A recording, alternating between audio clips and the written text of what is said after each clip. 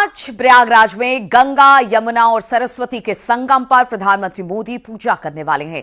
प्रधानमंत्री मोदी किस तरह से पूजा करेंगे, उनकी पूजा कराने वाले पंडित दीपू मिश्रा से न्यूज 18 की एक्सक्लूसिव बातचीत देखिए। ये गंगा मैया के एकदम नजदीक इस वक्त हम खड़े हैं। सबसे बड़ा पर्व, महापर्व, ये गंगा जी और वहां से यमुना जी और फिर इन दोनों का संगम होके, और कहते हैं सरस्वती जो है वो बहती तो हैं पर दिखती नहीं है, बड़ा गोपनीय रूप से, और उनके लिए भी इस बार विशेष इंतजाम किए गए हैं। खैर, तो यहाँ से काशी होते हुए गंगा बंगाल और फिर आगे की तरफ महासागर में मिलती है। अभी हमारे साथ पंडित दीपू मिश्रा जी मौजूद हैं। पंडित जी का इस बार जो काम है वो बड़ा, जिसे कहते हैं, जिम्मेदारी वाला है। हालांकि पूजा अपने आप में जिम्मेदारी वाली चीज होती है, लेकिन प्रधानमंत्री नरेंद्र मोदी जो शुभारंभ करने वाले हैं कुंभ का, उस पर विशेष तौर पर जो गंगा मैया की आरती होगी और गंगा मैया की पूजा होगी, और साथ में अमृत कलश को लेकर भी यहाँ पर स्थापना की जाएगी। तो बताइए क्या होने वाला है कल?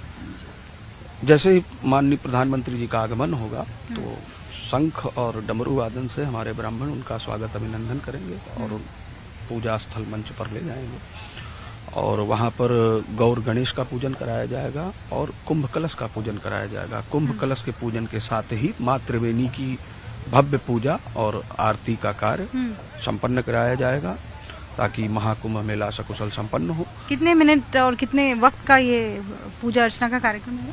20 मिनट का प्रोटोकॉल हमें अभी तक सुनाई दिया है। कोई 30 मिनट बता रहे हैं, कोई 20 मिनट बता रहे हैं। सब क्लियर हो जाएगा और उतने देर के टाइम के अंतर्गत ये सारे कार्य को। तो आप कौन से मंत्रों का उच्चारण करने वाले हैं? हम वैदिक मंत्रों का भी उच्चारण करेंगे और पौराणिक मंत्रों का भी उच्चारण करेंगे।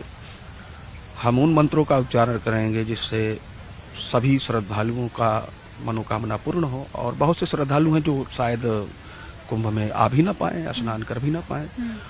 तो देश के जो हमारे प्रधानमंत्री जी हैं वो 140 करोड़ जनता के प्रतिनिधि हैं, तो उनके ही माध्यम से 140 करोड़ जनता का यह महाकुंभ मेला मनोकामना पूर्ण करें और एक विकसित भारत का निर्माण हो। तो महाकुंभ क्षेत्र में टेंट लग चुके हैं, अखाड़ों के पंडाल सज चुके हैं, मेला क्षेत्र पूरी तरह से तैयार है और न्यूज 18 की टीम एक एक कोने से कुंभ के अलग अलग रंग आपके लिए लेकर आई है। इस रिपोर्ट के जरिए समझिए कि कैसे अखाड़े मेला क्षेत्र में काम करते हैं। तो कुंभ नजदीक आता जा रहा है। दिव्य कुंभ, भव्य कुंभ और सनातन में कुंभ की क्या महिमा है अब बताने की जरूरत नहीं है, हम सब जानते हैं, जो ना सनातन को थोड़ा सा भी जानता होगा।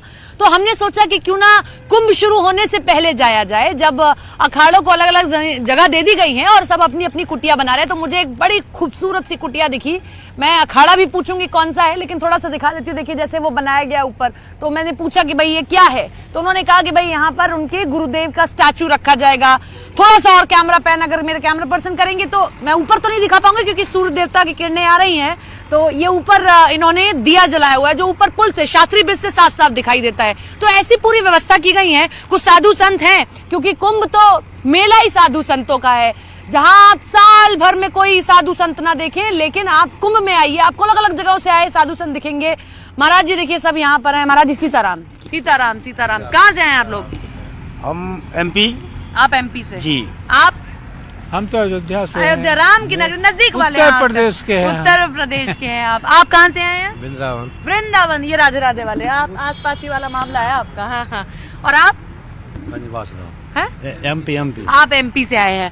महाराज जी, बड़ा ना, जैसे अब आम लोग जो जानते नहीं है वो समझ नहीं पाते अखाड़े कैसे बढ़ते हैं, कौन सा अखाड़ा है, कैसे कौन सा अखाड़ा काम करता है। आपका कौन सा अखाड़ा है? सबके अपने अपने विचार, अपना अपना ध्येय, अपनी अपनी विचारधारा के अनुसार बना। आपका कौन सा अखाड़ा है महाराज जी?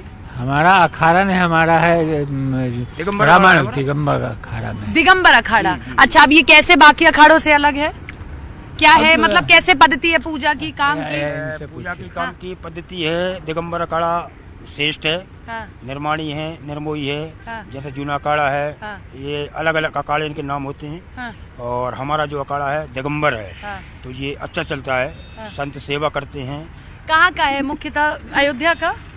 सभी जगह क्या अखाड़ा वहाँ है अयोध्या में। अच्छा, नहीं आप लोगों का दिगंबर अखाड़ा अयोध्या से होता है? अयोध्या से है। अच्छा, क्योंकि जो तिलक मैं देख रही हूँ, मैंने मुख्यतः जब मैं पूरा देश घूमी और अलग अलग संतों को देखा है, ये मैंने अयोध्या में ज्यादा देखा अयोध्या है। में तो क्या कौन से संप्रदाय का तिलक है ये? वो रामानुज संप्रदाय। रामानुज संप्रदाय का क्या मतलब होता है? जैसे इनके वृंदावन में जैसे इन्होंने लगाया है, तो इनके वृंदावन में ये कौन सा वो तिलक होता है?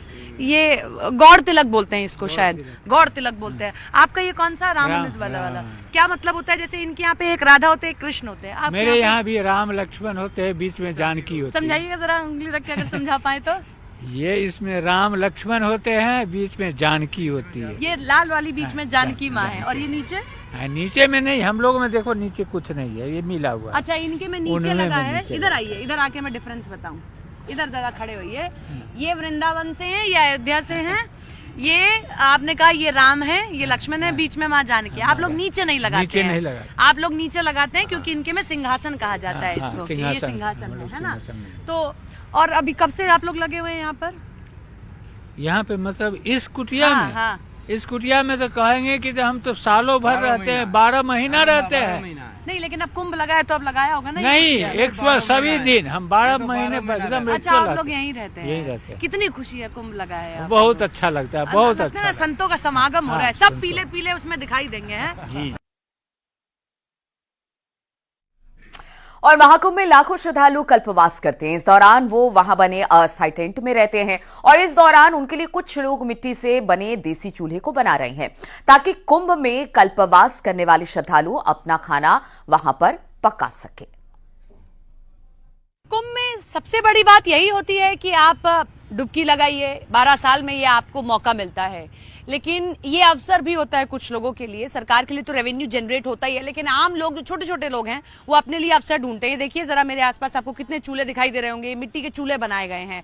ये कहा जा रहा है ये छोटे छोटे लोग जो आसपास रहते हैं, गंगा के किनारे झोपड़ियों में रहते हैं, उन्होंने अपने लिए एक अवसर खोज लिया इसमें भी कि भाई ऐसे चूल्हे बनाएंगे, बेचेंगे। जो आ रहे हैं वो खाना बनाना चाहेंगे तो बना लेंगे। ये देखिए कितने सारे ये चूल्हे इनकी ओर से बनाए जा रहे हैं, ये तो आप देख ही रहे हैं। अच्छा ये माई है, कितने में बनाती है ये चूल्हा? मतलब 50 टी 20 टी 30 टी ऐसे बन जाता है। 2 रुपए 2.5 रुपए में बिक जाता है। 2-2.5 में? हाँ, 2 रुपए 2.5 रुपए में बिक जाता है। कितने बन गए होंगे ये?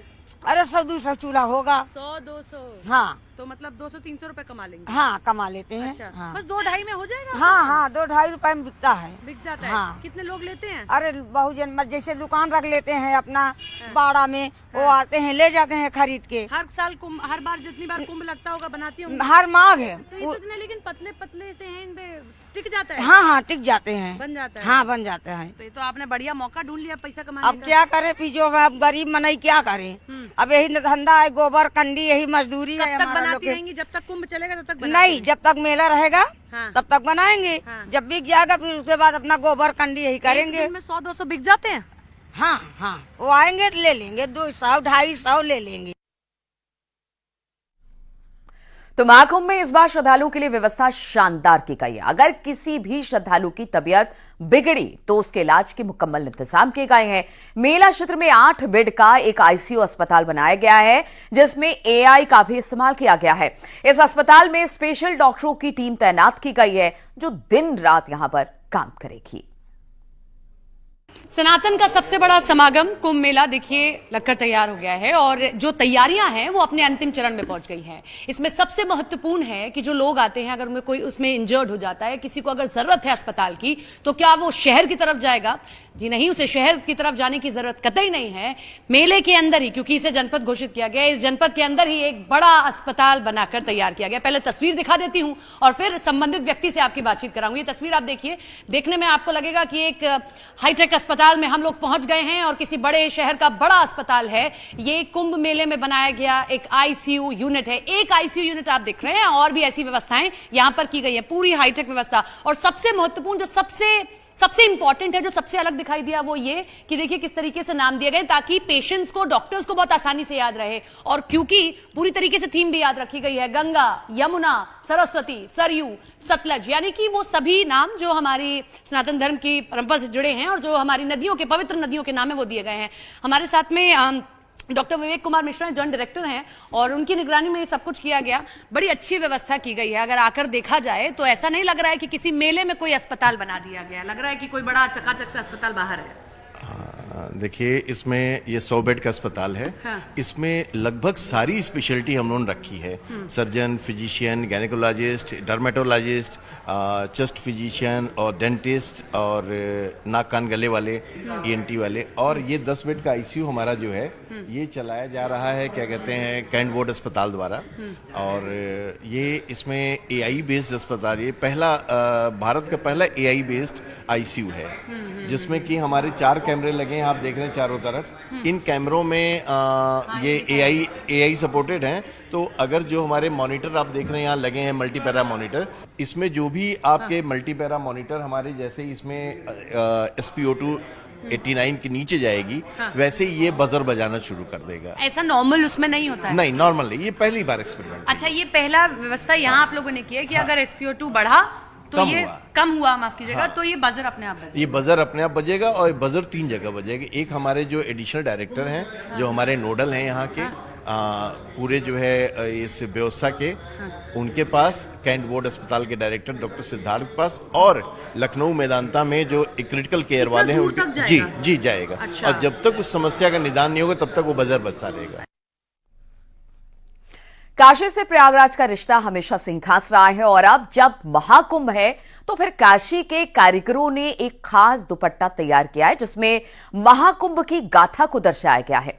इस दुपट्टे को काशी से प्रयागराज भेजा जाएगा। पहले 1000 दुपट्टे को मुफ्त में बांटा जाएगा और उसके बाद बिना किसी प्रॉफिट के सनातन धर्म के प्रचार के लिए हजारों दुपट्टे कुंभ में बांटे जाएंगे।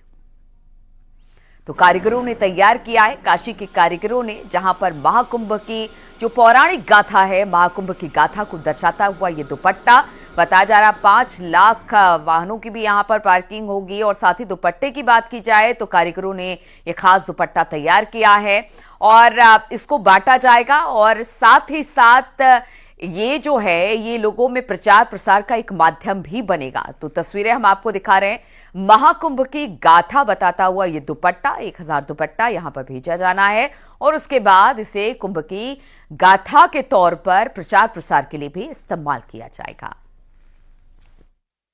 कुंभ के लिए है, महाकुंभ 2025 के लिए हम लोगों ने दुपट्टा बनाया हुआ है और इसमें कुंभ को हम लोगों ने दर्शाया है कि कुंभ क्यों करते हैं, क्यों मनाते हैं, किस लिए मनाते हैं। और इसमें हम लोगों ने मतलब भगवान को, यहाँ पे साधुओं को डाला हुआ है, लोगों को, मतलब लोग स्नान करते हैं उसके लिए। और इसी के साथ यहां पर वक्त हो चला एक छोटे से ब्रेक का, जल्द हाजिर होते हैं।